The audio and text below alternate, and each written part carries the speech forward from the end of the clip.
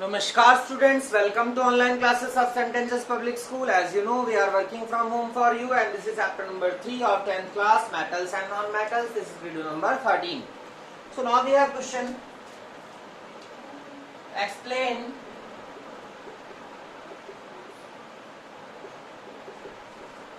combination of metal and non-metal. Question है metal और non metal के कॉम्बिनेशन को आप समझाइए।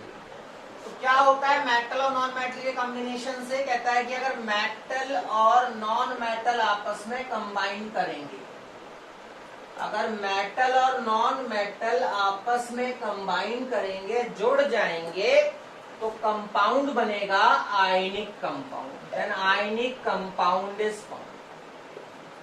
अगर मेटल और नॉन मेटल आपस में कंबाइन कर जाए तो बनेगा आयनिक कंपाउंड। अगर मेटल और नॉन मेटल आपस में कंबाइन कर जाए तो बनेगा आयनिक कंपाउंड। आयनिक कंपाउंड क्या होता है? चलिए मैं मेटल को M मान लेता हूँ, नॉन मेटल को मैं X मान लेता हूँ, और M और X की अगर कॉम्बिनेशन हो जाएगी तो MX बनेगा। सो MX is ionic compound. MX क्या है? Ionic compound. आयनिक कंपाउंड क्या होते हैं? विच कंटेन आयनिक बॉन्ड, जिनमें होते हैं आयनिक बॉन्ड, जिनमें होते हैं आयनिक बॉन्ड। आयनिक बॉन्ड कौन से होते हैं? जो बनते हैं which formed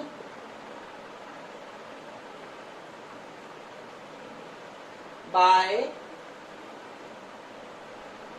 complete transfer of electron between metal and non metal. जो बनते हैं मेटल और नॉन मेटल के बीच में कंप्लीट ट्रांसफर ऑफ इलेक्ट्रॉन से जो बॉन्ड बनेंगे, that bond is called ionic bond.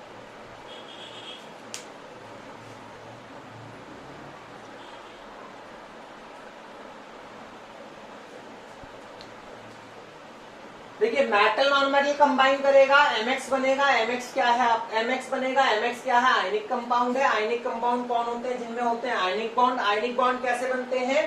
Metal और नॉन मेटल के बीच में इलेक्ट्रॉन के कंप्लीट ट्रांसफर से। यहां मैं बता दूं कि मेटल क्या करता है, यहां मेटल क्या करता है? इलेक्ट्रॉन देता है। यहां मेटल क्या करता है?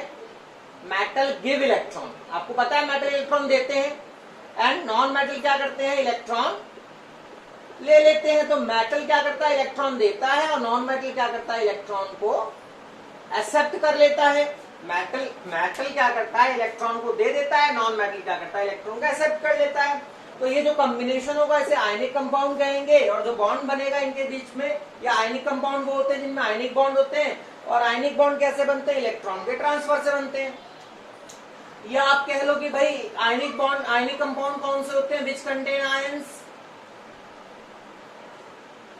विच कंटेन आयंस, जिनमें आयंस होते हैं।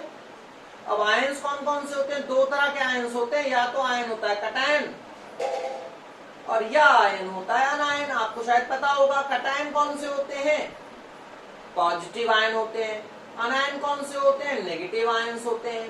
तो मेरे कहने का मीनिंग ये है कि जो आपके ये आयनिक कंपाउंड कौन से होते हैं? आयनिक कंपाउंड वो होते हैं जिनमें आयनिक बॉन्ड होते हैं। आयनिक बॉन्ड कैसे बनते हैं? कंप्लीट ट्रांसफर ऑफ इलेक्ट्रॉन से बनते हैं मेटल और नॉन मेटल के बीच में। या आप कह लें कि आयनिक कंपाउंड वो होते हैं जिनमें आयंस होते हैं। आयंस कौन से होते हैं? जो कि कटायन, जिनमें कटायन और अनायन होंगे, वो आयंस कटायन अनायन जिनके अंदर होंगे तो वो आयनिक कंपाउंड्स होंगे। ठीक है, now we will understand what is ionic bond और कॉम्बिनेशन कैसे होता है। समझ आया आप सभी को कि मेटल और नॉन मेटल कंबाइन करेगा, क्या बनाएगा? आयनिक बॉन्ड बनाएगा, सॉरी आयनिक कंपाउंड बनाएगा। आयनिक कंपाउंड कौन से होते हैं? जिनमें आयनिक बॉन्ड्स होते हैं। या आप कह लो कि आयनिक कंपाउंड वो होते हैं, या आप कह लो कि आयनिक कंपाउंड वो होते हैं जिनमें आयंस होते हैं। आयंस कौन से हैं? कटायन और अनायन। और कैसे बनते हैं आयनिक कंपाउंड? यहाँ मेटल क्या करता है? इलेक्ट्रॉन देता है, और नॉन मेटल क्या करता है? इलेक्ट्रॉन ले लेता है। कैसे होता है ये, हम थोड़ा समझेंगे इसके बारे में।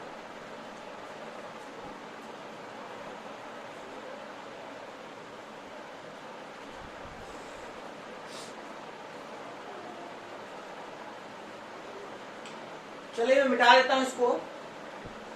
Now we will understand the bonds. अब हम बॉन्ड समझेंगे, बॉन्ड्स क्या होते हैं। हम बॉन्ड समझेंगे कि बॉन्ड्स क्या होते हैं।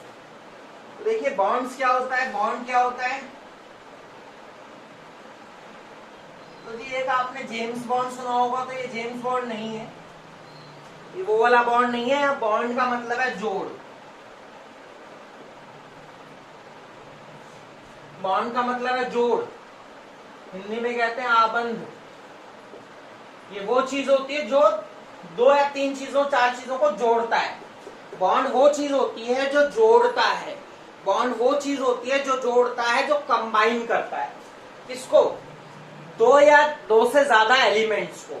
तो बॉन्ड हमारे दो तरह के होते हैं केमिस्ट्री में। बॉन्ड हमारे दो तरह के होते हैं केमिस्ट्री में। एक होते हैं आयनिक बॉन्ड्स और दूसरे होते हैं कोवैलेंट बॉन्ड्स। केमिस्ट्री में आपको जो पढ़ने हैं, वैसे तो तीन तरह के बॉन्ड होते हैं। तो एक हमारा आयनिक बॉन्ड है, पर एक हमारा कोवैलेंट बॉन्ड है। आयनिक बॉन्ड्स क्या होते हैं? ये बनते हैं, इसकी पहचान है, ये हमेशा मेटल और नॉन मेटल के बीच में बनेगा। जनरली ये हमेशा मेटल और नॉन मेटल के बीच में बनेंगे। अगर आपको एक मेटल है दूसरा नॉन मेटल है, उसके बीच का कौन सा बॉन्ड होगा? आयनिक बॉन्ड होगा। कोई सोचने वाली बात ही नहीं है।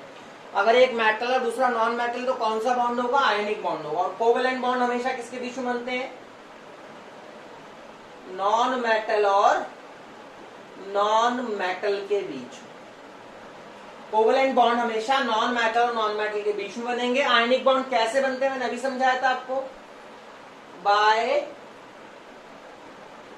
Complete transfer of electron. ये बनेंगे इलेक्ट्रॉन के कंप्लीट ट्रांसफर से। कोवैलेंट बॉन्ड कैसे बनेंगे? बाय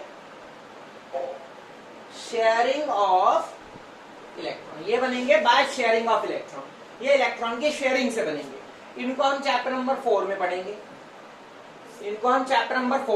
इसको हम स्टडी करते हैं कि आयनिक बॉन्ड्स कैसे बनते हैं। बॉन्ड क्या होता है आपको शायद समझ आ गया होगा। जैसे आप देखिए NaCl है, ये जुड़े ना आपस में, Na और Cl आपस में कंबाइंड है। तो कैसे कंबाइंड है? That is combined with a bond. कहीं ना कहीं इनके बीच में कोई जोड़ होगा, दैट जोड़ इज नोन एज बॉन्ड। आप वाटर देखिए, वाटर में आपको पता है कि एक ऑक्सीजन के साथ दो हाइड्रोजन प्रेजेंट है। तो ये कहीं ना कहीं इनके बीच में जोड़ होगा, that combination is known as bond. ठीक है।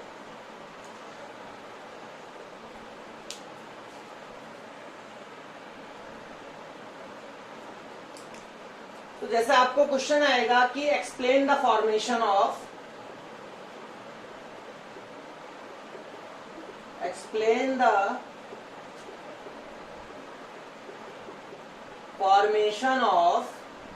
जैसे आप बोलेगे Na2O का फॉर्मेशन बताओ। Na2O, ये Na2O कैसे बना होगा? अब Na2O क्या है? आयनिक कंपाउंड है। कैसे पता?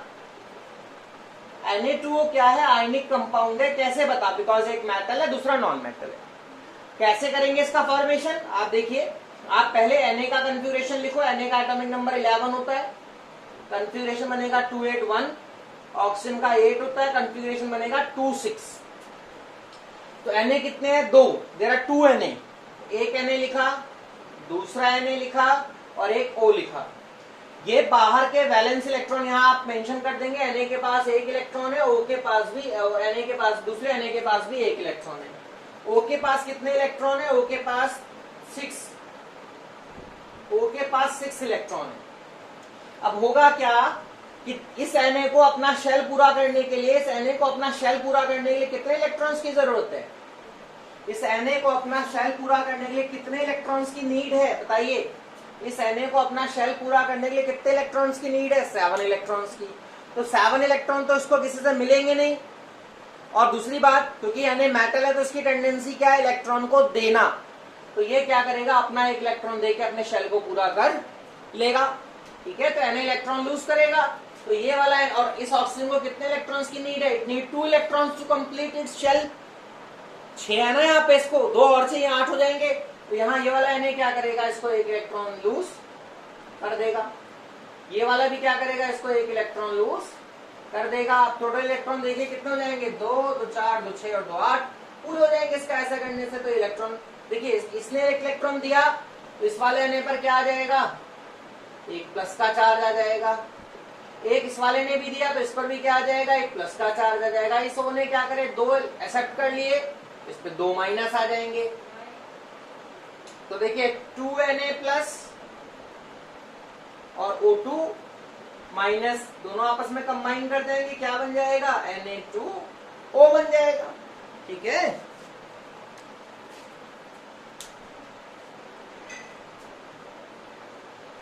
और देखिए इसे आप नोट कर लीजिए, ऐसे क्वेश्चन एग्जाम में आ सकते हैं।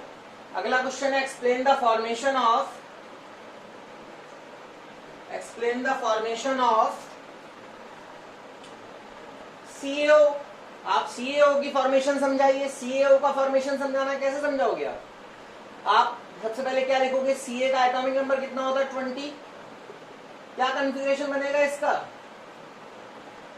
2882। ऑक्सीजन का कितना होता है 826। कैल्शियम 2 इलेक्ट्रॉन लूज करेगा बिकॉज मेटल है, और ऑक्सीजन 2 इलेक्ट्रॉन एक्सेप्ट कर लेगा। तो आप ऐसे लिखेंगे, कैल्शियम के बाहर आप 2 डॉट लगाएंगे, ऑक्सीजन के बाहर आप 6 इलेक्ट्रॉन शो करेंगे।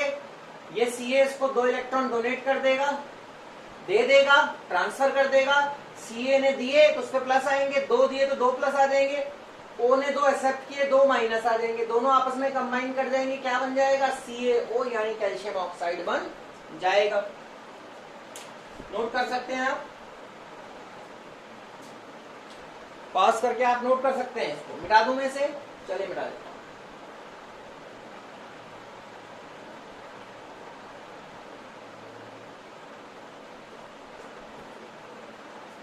ना आपको बोलेगा Al2O3 का बताइए, Al2O3 का फॉर्मेशन समझाइए, कैसे बना होगा Al2O3। आपके पहले सबसे पहले आप Al का कन्फिगरेशन लिखेंगे जो कि होगा 283, फिर आप ऑक्सीजन का कन्फिगरेशन लिखेंगे जो होगा 26। ठीक है, Al कितने हैं, 2 हैं। Al कितने हैं, 2 हैं। Al के बाहर आप 3 डॉट लगाएंगे, और O कितने हैं, 3 बार है तो आप O 3 बार लिखेंगे, और हर O के बाहर आप कितने डॉट लगाएंगे, 6 डॉट लगाएंगे, सॉरी 6 क्रॉस लगाएंगे, क्योंकि मैं क्रॉस से दिखा रहा हूं इसको। ठीक है, इसको भी 2 इलेक्ट्रॉन चाहिए, 2 इसको चाहिए, 2 इसको चाहिए। तो ये देखिए 2 इलेक्ट्रॉन ये इसको दे देगा, एक इसको देगा ये वाला, एक इससे आ जाएगा, और ये 2 इसको देगा। तो इन 2 Al ने क्या करा, इन 2 Al ने क्या करा, 2 दिए, सॉरी 3 दिए, तो दोनों पे 3+3+ आ जाएगा। इन सब O ने 2 लिए तो सब पे 2 माइनस आ जाएगा, सब पे 2 माइनस आ जाएगा। क्या हो जाएगा 2Al3+ 3O2 2 माइनस, कंबाइन करेंगे क्या बन जाएगा Al2O3। ठीक है, आप इसे पॉज करके वीडियो नोट कर सकते हैं इसको।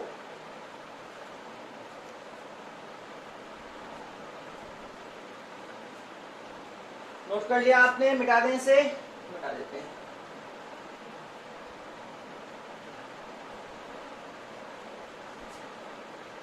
और देखिए जैसे NaCl का फॉर्मेशन बताना है आपको, NaCl कैसे बना होगा, Na के लास्ट में 1 डॉट, Na के आप 1 डॉट लगाएंगे। Cl का क्या कंफिगरेशन होता है 287, लास्ट में 7 आ रहा है, Cl के बाहर आप कितने डॉट लगाएंगे 7, Cl के बाहर आप कितने डॉट लगाएंगे 7 डॉट लगाएंगे Cl के बाहर, एक इलेक्ट्रॉन इसको अपना दे देगा। Na ने एक दिया तो 1+, Cl ने एक लिया 1-, आपस में कॉम्बिनेशन हो जाएगा, क्या बन जाएगा NaCl यानी कि सोडियम क्लोराइड बन जाएगा। ठीक है, नोट कर लीजिए, फिर मैं मिटा दूं इसको। मैं आप वीडियो पॉज करके नोट कर सकते हैं इसको अगर आप करना चाहें तो।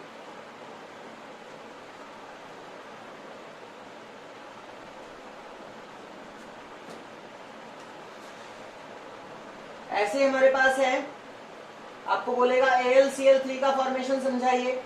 आपको पता है Al के बाहर कितने डॉट लगाते हैं हम 3, Cl के बाहर कितने डॉट लगाएंगे 7,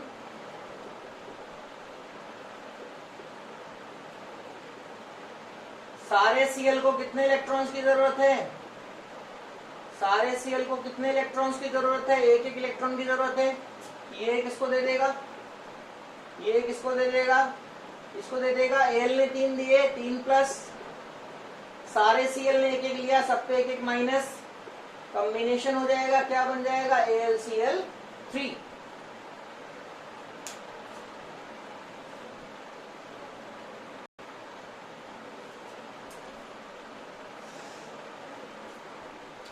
इनका फॉर्मेशन आप घर पे बनाइए, प्रैक्टिस कीजिए इनको, आप यही एग्जाम में आ सकते हैं।